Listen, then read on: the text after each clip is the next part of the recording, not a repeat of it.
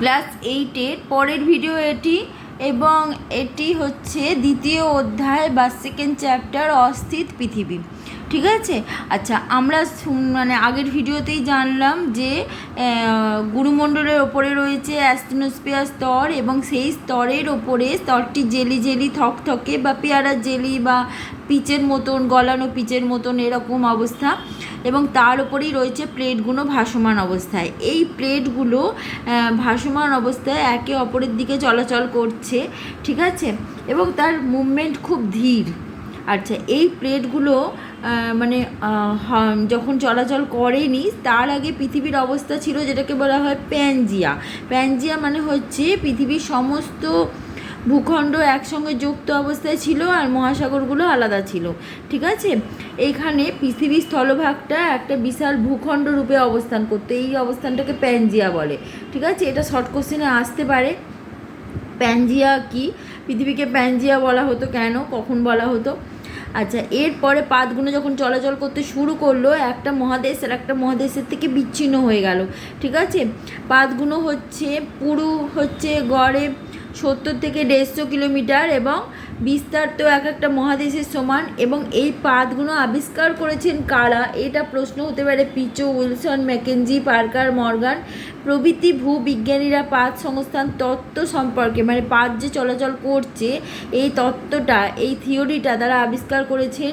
এবং তারা বলেছেন কতগুলো মানে এই পাত, অনেকগুলো পাত রয়েছে, মোট 6টি বড় পাত, কোনো বইতে 7টি বড় পাত আছে, 20টি মাঝারি এবং ছোট পাত আছে। এবং এই পাতগুলোর নাম জিজ্ঞাসা করে অনেক সময়। ইউরেশীয় পাত, ইন্দো অস্ট্রেলীয় পাত, আমেরিকা পাত, প্রশান্ত মহাসাগরীয় পাত। ঠিক আছে, বা প্লেট, যেটাকে আমরা ইংরাজিতে প্লেট বলি, সেটা বাংলায় পাত, আফ্রিকা পাত এবং আন্টার্কটিকা পাত। ঠিক আছে, আফ্রিকা পাতকে টেকটনিক পাতও বলে। আচ্ছা, এবার পাতগুলো কেন চলাচল করছে? কারণ ওই যে জেলির মতো থকথকে পদার্থ অ্যাস্টেনোস্ফিয়ার স্তরটা জুড়ে রয়েছে, এই পদার্থটিতে মধ্যে, এই যে তরল পদার্থের মধ্যে পরিচালন স্রোত আছে। পরিচালন স্রোত মানে হচ্ছে পৃথিবীর যত ভেতরে যাবে সেটা গরম, তুলনামূলক ওপরটা ঠান্ডা। তাহলে যখন গরম হচ্ছে তখন স্তরটি ওপর দিকে উঠে আসছে, আবার নিচে নেমে আসছে, এইভাবে একটা আন্দোলন চলছে, যেটা হচ্ছে পরিচালন স্রোত। ঠিক এই রকম একটা সার্কেল মুভ করছে। ঠিক আছে, এই সার্কেলটার জন্য পাতগুলো চলাচল করছে। ঠিক আছে। আচ্ছা, এবার আমরা আসি পাতগুলো চলাচল কিভাবে করছে। পাতগুলো একে অপরের দিকে যেতে পারে। ঠিক আছে, তাহলে পরস্পরের দিকে যেতে পারে, তখন পরস্পরের দিকে যেতে পারে, আবার পরস্পর থেকে বিচ্ছিন্ন হয়ে, মানে দুজনে দুদিকে আলাদা দিকেও চলে যেতে পারে। ঠিক আছে, পরস্পর মুখী পাত সীমানা হচ্ছে অভিসারী, মানে যদি পাতগুলো একে অপরের দিকে যায় তখন সেটা অভিসারী। আর যদি বিপরীত দিকে চলে যায়, মানে দুটি বিপরীতমুখী হয়ে যায়, ঠিক আছে, মানে একটা উত্তর দিকে যাচ্ছে তো একটা দক্ষিণ দিকে যাচ্ছে, তখন সেটা অপসারী। এই দুটির মধ্যে অভিসারীতে বেশি ভূ আলোড়ন তৈরি হয়। বোঝা যাচ্ছে একে অপরের দিকে অগ্রসর হলে ধাক্কা হতে পারে, একটা পাত আর একটা পাতের ওপরে উঠে পড়তে পারে। যদি একটা পাত আর একটা পাতের ওপরে উঠে পড়ে তাহলে নিচের পাতটি গলে যায়। ঠিক আছে, দেখো এখানে অ্যাস্টেনোস্ফিয়ার স্তর, এখানে মহাসাগরীয় পাত রয়েছে, এবং অপসারী, অভিসারী, নিরপেক্ষভাবে সব পাত সীমানাগুলোও দেখানো হয়েছে। ঠিক আছে। আচ্ছা, 3 ধরনের পাত চলাচল হয়। একটা হচ্ছে অভিসারী, যদি পাত দুটি একে অপরের দিকে যায় তাহলে সংঘর্ষ হবে, এটা অভিসারী। এখানে ভঙ্গির পর্বত বা পলিতে ভাঁজ খেয়ে যায়, যেটা হয়েছিল টেথিস সাগর, যখন যেখানে হিমালয় ছিল সেখানে আগে অগভীর টেথিস সাগর ছিল। এই টেথিস সাগরে পলিতে ভাঁজ খেয়ে, কারণ টেথিস সাগরের তলায় রয়েছে পাত, ওই পাত একে অপরের দিকে গেছে, তখন পলির ওপর ভাঁজ খেয়ে ভঙ্গির পর্বত তৈরি হয়েছে। ঠিক আছে, আর এখানে এই যেটা হচ্ছে অভিসারী পাত সীমানা, এটা বেশি বিপজ্জনক। ঠিক আছে, এবং অপসারী পাত সীমানাও বিপজ্জনক, তুলনামূলক কম।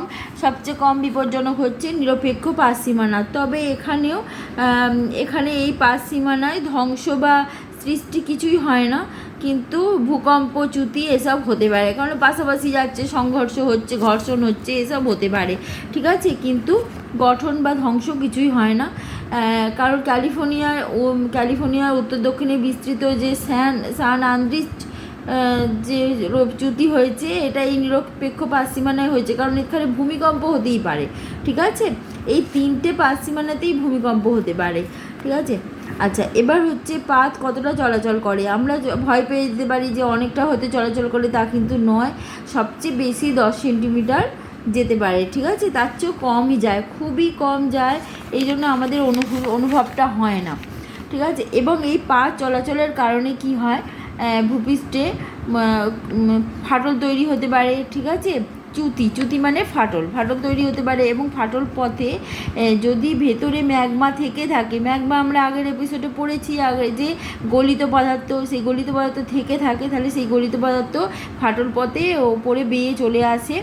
এই উৎক্ষিপ্ত পদার্থ তখন কি হয়, অগ্নুদ্গম হয়, আগ্নেয়গিরির অগ্নুদ্গম হয়।